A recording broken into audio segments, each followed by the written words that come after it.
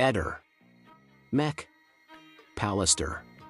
Claudio, che pensi del nuovo testimone che ha trovato Sebastiano? Meglio che non lo dica. Questa è una mascherata. Una bufala come tante altre che sono state dette in questo caso. Ognuno dice la sua e la maggior parte sono bufale. Eh sì, infatti l'avevamo anche già detto. Il gennaio 22. Questa è un'altra bufala delle tante che sono state raccontate da questa che io l'ho già detto. Questa è un'associazione a delinquere. E lo ripeto, addirittura nel gennaio 22 ho detto che la morte di Liliana è stata teatro, aiutata, diciamo, cioè il lavoro, magari piccolo e sporco, è stato fatto da più persone, più che potrebbero essere, più vuol dire più di 2, più di 3, chissà. Non ho idea, io mi sono fatto una mia idea, è inutile che la esponga qua, sono congetture come tutta l'Italia, c'è mezza Italia che è convinta che io ho ammazzato Lili, che mi spieghino come, quando, dove, questo è il concetto. Lo zio Fulvio restò pietrificato quando vide nel tuo baule un sacco nero. Ne ho sempre avuti io, come no, io li ho, se uno viene a casa mia ho 3, da sempre, 3 grandezze diverse di sacchi neri. Ho votato uno dove si votano le foglie degli alberi 3 giorni fa, per capirci. E li ho sempre avuti io, il sacco nero l'ho visto inoridendosi, quel furbone di Fulvio Covalero, quando gli ho dato una mano a portarsi via una macchina da cucire e il solito sacco nero era messo sul fondo della macchina per non strisciarla, per non rovinarla, eccetera. E lui è rimasto impressionato, poverino, per vedere un sacco nero sul fondo di un baule, di un'auto. Io penso che ce l'hanno metà degli italiani. Sebastiano, ti bocciano l'idea di un terzo esame medico-legale e dal nulla sbuca il nuovo testimone che ti dice che Liliana ha chiesto i sacchi neri. La cosa mi ha veramente stupito, sono rimasto veramente impietrito dalla prima cosa che mi ha detto, cioè mi ha detto: Sebastiano, sono venuto qua perché devo parlarti di Liliana. Mi dice che Liliana gli ha chiesto i sacchi, è venuto nel locale, non so se nel locale o non so dove. E questo episodio quando fu? Intorno al 1950 o dopo? Non ho la minima idea. Ma guarda, agli inizi pensavo chissà cosa mi racconta, a parte che non riuscivo a capire il perché è venuto da me a dirmi queste cose. Ti dico, sono cose che comunque dovranno essere verificate dagli inquirenti. Ma tu passi la vita a registrare chiunque passa dalle tue scale? Allora, io mi trovavo col telefono in mano perché stavo parlando con una persona e quando ho aperto la porta, che lui mi ha detto devo dirti alcune cose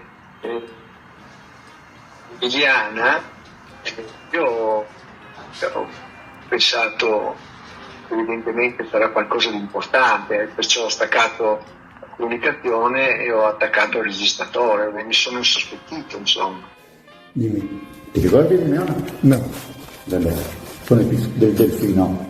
Ah, ecco, sì. Allora, il cameriere. No, sono il pizzaiolo. Il pizzaiolo. Sono il proprietario. Sì. Ah, il proprietario, che andavamo in bicicletta. Bravo. No, sono quelle era ci siamo visti da soli. Quelle era Gigi. Io e quelle lì della forno, il pizzaiolo. Ti volevo raccontare un particolare. Dimmi. Possiamo andare in cucina? Come vuoi. Sì, dai, che fa freddo. Sembra una versione accordata e c'è infatti un dettaglio che non torna. A un certo punto il pizzaiolo nomina Adriana ed Enzo, ma siccome probabilmente riferisce ciò che ha detto Sebastiano e non li conosce, nomina Adriano sbagliando ed Enzo. E Alfonso mi dice: mi vendi un sacco nero? Se mi vendi un sacco nero, io vado in magazzino e gli do questo sacco nero. Poi siete entrati dentro e c'era Adriano e Enzo. Adriana e Enzo, sì. A solo. Che andavamo sempre a mangiare la pizza. Il caro Buonocore probabilmente quando nomina Adriano ed Enzo non sa minimamente di chi sta parlando. Probabilmente sarò anche entrato in quella pizzeria se lui era là 15, 20, 30 anni fa, perché ho girato le pizzerie di Trieste poco meno che tutte, insomma, saltuariamente con amici, eccetera, a prendere una pizza, per cui, non era nel mio giro di, chiamiamolo, pizzerie preferite. Però... Io dico, parlando fra noi, che primo a dirlo oggi è una bufala nella bufala, perché cosa serve dirlo oggi? Doveva farlo in tempo debito, cioè 3 anni fa, primo. Secondo, doveva andare in polizia a dire le sue cose, non a Sebastiano. Che cavolo, io scopro una cosa o mi ricordo di una cosa che può essere interessante e la vado a dire a Sebastiano. Io preferisco pensare, siccome penso sempre male, che Sebastiano sapeva anche che questo tizio verrà da lui a raccontargli la storia. Sebastiano, secondo me, sa tutto, ma a me sembra idiota da parte di Liliana, per questo credo poco alla veridicità di questa storia. Con 50 o 100 centesimi compri un pacco di 20 di sacchi neri. Hai bisogno di chiedergli a un pizzaiolo che conosci appena? Domanda banale. Io sono rimasto veramente impietrito. Io guarda, da quel giorno là sto tremando. Io non l'ho riconosciuto. Mi fa, sai Sebastiano, sono qua perché devo dirti delle cose importanti di Liliana. Mi si è gelato il sangue. Avevo il telefono in mano e registro la chiacchierata. Mi è venuto istintivo. Scusa, è una persona che viene da te, che non conosco, non so chi è.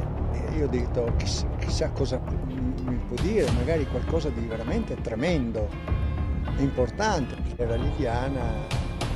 Da lì gli ha detto se può dargli uno di questi sacchi neri, no? Il giorno dopo è ritornata a chiedere un altro sacco nero e lui gli fa, ma no, quando vedo Sebastiano mi faccio dare da lui.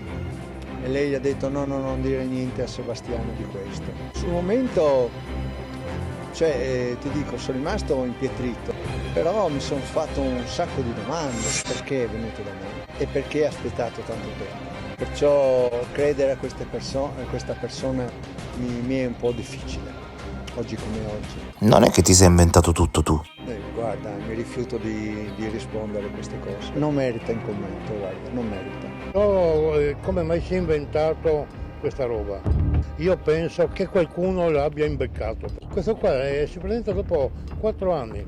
Perché non è andato subito in questura? Io spero che dica il nome di chi è questo carabiniere. Al di là del carabiniere misterioso che ha sconsigliato Buonocore dall'andare in procura, ma può essere che Liliana si faceva quasi 3 chilometri per comprare un sacco nero? Ma neanche per idea. Non so come mai si è inventato questa roba. O si è inventato lui o qualcuno gli ha detto di dire questa roba. Io penso che qualcuno l'abbia imbeccato. Il mio ex cognato, Sebastiano, lui non ha mai cercato la verità. Mia sorella aveva paura di Sebastiano. Io ho il sospetto che lui la odiasse proprio. Lui c'entra di sicuro, perché una persona che ha perso la moglie va a cercare la verità, cerca di aiutare, non di depistare. Uno va là, gli suona il campanello e lui è pronto a registrare. Ma chi è? Ma non lo so, è meglio che tutti questi personaggi che hanno detti. Il testimone dice di essere pronto a incontrarti. Io non voglio incontrarlo, non ho proprio niente da dire. Io rispondo che non ci sono testimoni a favore o non a favore, ci sono testimoni veri e testimoni falsi. Diciamo, se guardo appunto come sta lavorando la procura adesso, come sta andando avanti, che appunto in aprile il mio ex cognato è stato indagato per omicidio con l'aggravante appunto di averlo causato a un familiare, la moglie, e di colpo sono spuntate tutte queste testimonianze strane, curiose, proprio curiose, perché ogni momento che succedeva che trovavano qualcosa che potesse appunto causare danni al mio ex cognato, arrivava il testimone. Prima la signora della Wind, poi la youtuber, la calabrese, quella che calabrese di cognome, quella che ha avuto il telefono di Sebastiano e l'ha tenuto un anno prima di darlo appunto agli inquirenti che facessero una perizia informatica. Il preparatore anatomico, altro, ecco, è arrivato a quello e adesso questo qua. Tutto ciò accade, guarda caso, poche ore dopo che viene dichiarato inammissibile il ricorso di Sebastiano. Dichiarato inammissibile. Apro la porta e c'è questo signore, mi fa: mi conosci? Ho detto no. E io sono quello della pizzeria Il Delfino. Avevo il telefono in mano e mi è venuto spontaneo dire: devo registrare quelle cose che mi dicono, perché possono essere importanti, possono essere anche niente.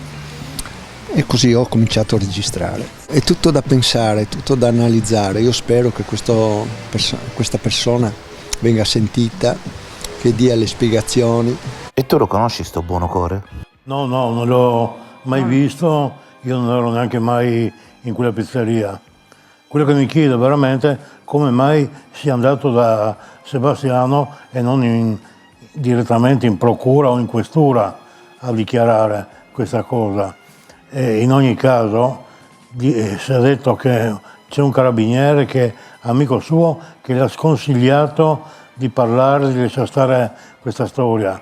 Ma quando mai un milite appunto dice una cosa simile? Abbiamo il compagno della signora Micheli, che è un ex carabiniere, che sono 4 anni che sta anche lui lottando per sapere la verità. Io personalmente ti dico, non l'ho riconosciuto. È entrato lì quella mattina e basta.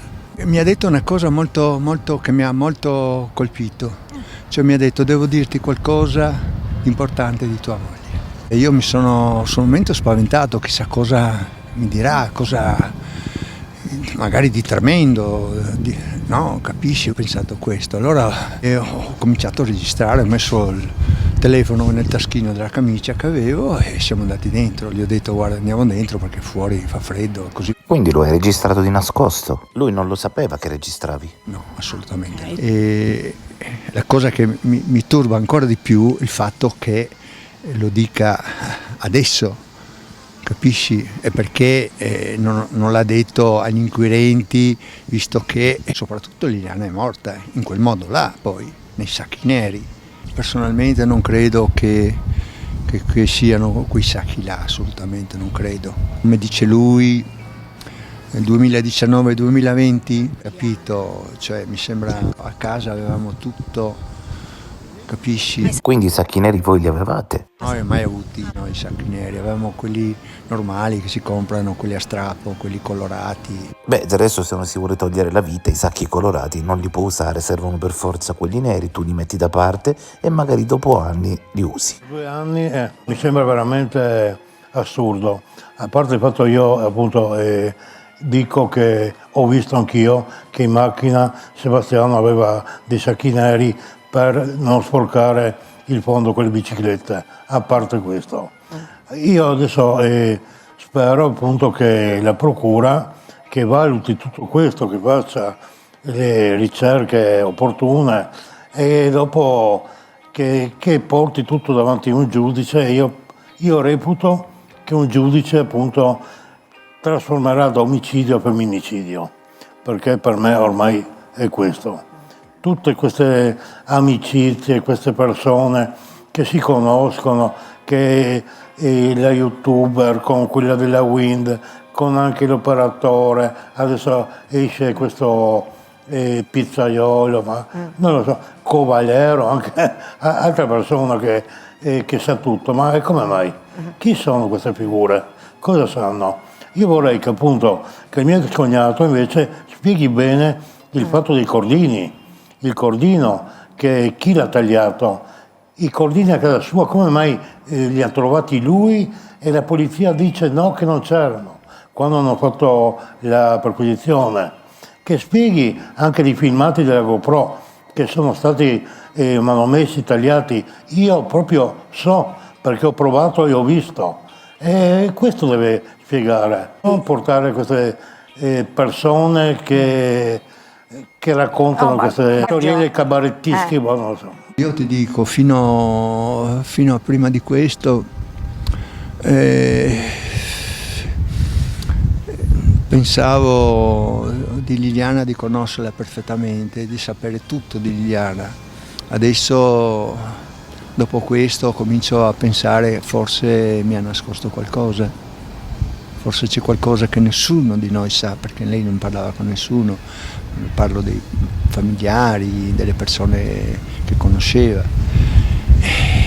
Io l'appello che faccio è questo, che guarda, abbiamo un'albergatrice che dopo 2 anni e mezzo viene fuori con determinate cose.